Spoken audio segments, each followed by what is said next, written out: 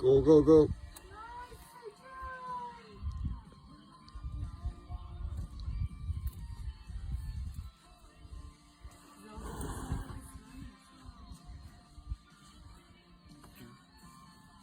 Arkayı dörtlesek.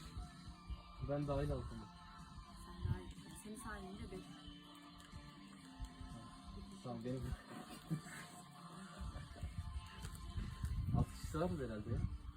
Ya arkadaşlar şimdi otobüse çıkacaklarmış. Benim Otobüs aklıma değil geldi. bu. Otobüs. Otobüse pardon. Otobüse yetişmek için. Yani arkayı Aklıma dörtleyebilir geldi miyiz? benim de. Zaten